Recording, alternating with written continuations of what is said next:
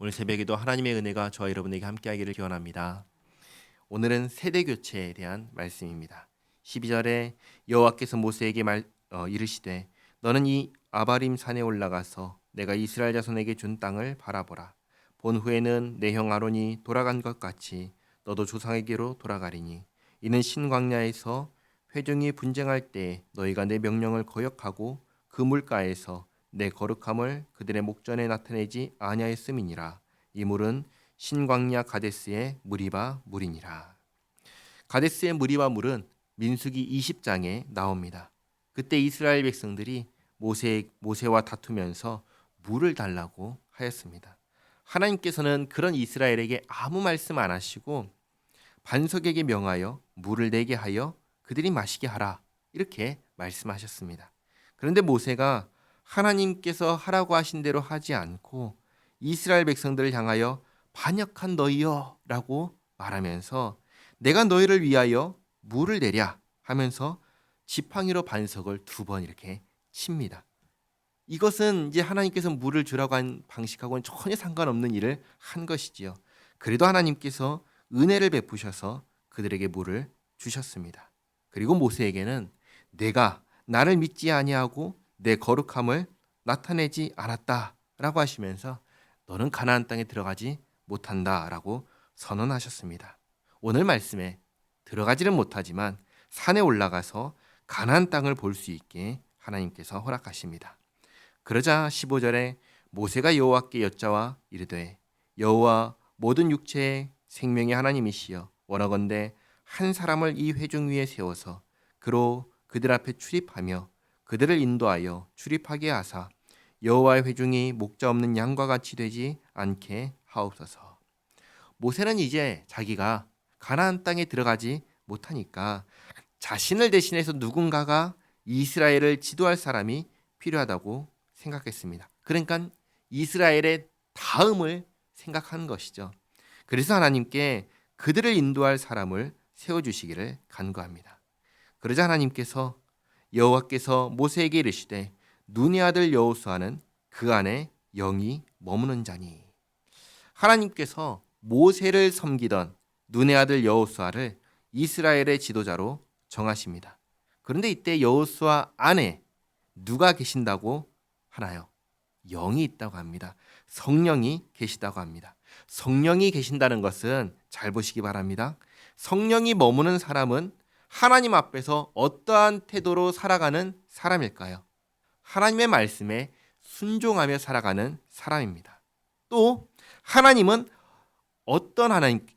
성령 하나님은 어떤 사람과 함께 하실까요? 역시 하나님 말씀에 순종하는 사람과 함께 하십니다. 그러니까 이 2가지는 같이 가는 것입니다. 성령 하나님께서는 하나님의 말씀에 순종하는 사람과 함께 하십니다. 또 성령 하나님께서 함께 하는 사람은 누구냐면 하나님의 말씀에 순종하는 사람과 함께 하십니다. 여호수아가 바로 그런 사람이었습니다. 여호수아는 하나님의 말씀에 순종하는 사람이었습니다. 그래서 하나님께서 여호수아를 다음 지도자로 정하셨습니다. 그리고 이것을 이제 공식적으로 이스라엘 백성들에게 공표해야 하니까 그 절차를 이렇게 하라고 알려주십니다.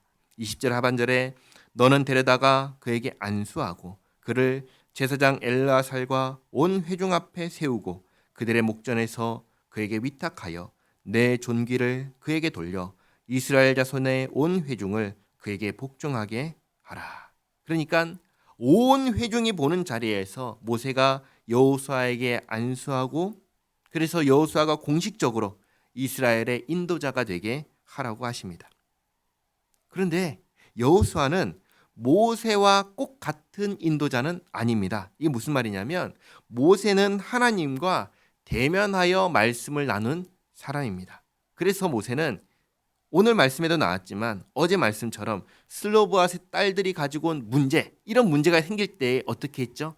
하나님께 이 문제를 가지고 가가지고 직접 여쭤볼 수가 있었습니다.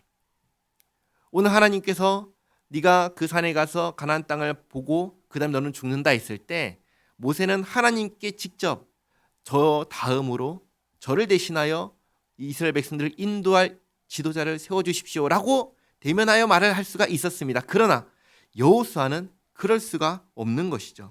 그래서 이런 문제가 생기면 어떻게 해야 될지 이거에 대해서 이제 하나님께서 알려주십니다.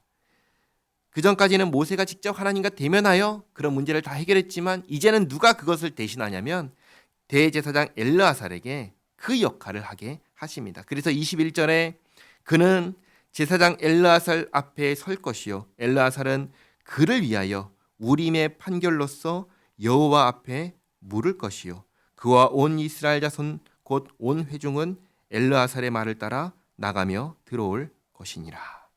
여기 우림이라는 것은 대제사장이 하나님의 뜻을 알기 위해서 사용하는 도구입니다.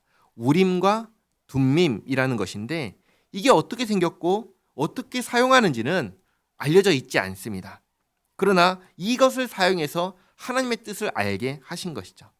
그러니까 지금까지는 모세가 직접 하나님께 여쭙고 문제를 해결해 왔다면 이제 세워질 인도자 여호수아는 대제사장을 통해서 하나님께 여쭙고 그러면 대제사장은 우림과 둠밈을 통해서 하나님의 뜻을 받고 그래서 그것을 전하면 여호수아와 이스라엘은 그 말씀에 순종하라 이렇게 말씀하시는 것입니다. 22절에 모세가 여호와께서 자기에게 명령하신 대로 하여 여호수아를 데려다가 제사장 엘르아살과 온 회중 앞에 세우고 그에게 안수하여 위탁하되 여호와께서 모세에게 명령하신 대로 하였더라. 아멘. 이렇게 해서 약속의 땅을 향해 갈 때 모세를 대신할 인도자를 세웠습니다. 오늘은 모세와 여호수아를 기억하시기 바랍니다. 하나님께서 모세에게 너는 여기까지다. 내 다음은 여호수아다 라고 하실 때 하나님의 이 말씀에 모세는 기꺼이 순종했습니다. 이스라엘의 인도자라는 자신의 위치를 버릴 수 없는 명예와 권력이라고 생각하지 않았습니다. 중요한 것은 하나님의 뜻이라 생각했기에 기꺼이 하나님 말씀에 순종하였습니다. 다음으로 여호수아는 어떤 사람인가? 여호수아는 성령 하나님께서 함께 하시는 사람이었습니다. 성령 하나님께서 함께 하시는 사람은 어떤 사람인가요? 하나님께 순종하는 사람입니다. 성령 하나님께서는 어떤 사람과 함께 하실까요? 역시 하나님께 순종하는 사람입니다. 그러니까 결국 중요한 것은 내가 하나님께 순종하는 사람이냐라는 것이 중요합니다. 성령 하나님께서 나와 함께 하실까를 질문하는 게 중요한 게 아니라 내가 하나님 말씀에 나는 정말 하나님 말씀에 순종하는 사람인가? 이게 중요한 것입니다. 하나님께서는 우리에게 계명을 주시며 지켜 행하라 하셨습니다. 그 계명은 하나님을 사랑하는 것이고 이웃을 사랑하는 것입니다. 나는 하나님을 사랑하고 나는 이웃을 사랑하며 살고 있는가? 이게 중요한 것입니다. 하나님께서 주신 계명을 지켜 행하며 하나님께 순종하며 그렇게 살아가는 우리 모두가 되기를 바랍니다. 기도하겠습니다. 좋으신 하나님, 가나안 땅을 앞두고 모든 세대가 교체되는 것을 보았습니다. 60만 명의 이스라엘 인구가 세대 교체를 하고 대제사장이 아론에서 엘르아살로 교체되었고 마지막으로 이스라엘의 인도자가 모세에서 여호수아로 교체되었습니다. 이 모든 과정이 하나님께서 말씀하신 대로 되었습니다. 여기까지다 라고 하시는 하나님의 말씀에 모세는 순종하였습니다. 여호수아도 성령 하나님께서 함께 하시는 사람으로서 하나님께 순종하는 사람이었습니다. 하나님, 우리는 예수님을 믿는 사람입니다. 예수님 안에서 하나님의 백성이 된 사람들입니다. 하나님, 우리가 하나님의 은혜에 늘 감사하며 하나님의 말씀에 순종하며 살게 하옵소서. 내 생각, 나의 뜻, 나의 감정 이것을 하나님의 말씀보다 결코 더 우선시하지 않게 하시고 하나님의 영광을 가장 중요하게 생각하며 하나님 말씀에 순종하며 살게 하옵소서. 예수님의 이름으로 기도하옵나이다. 아멘.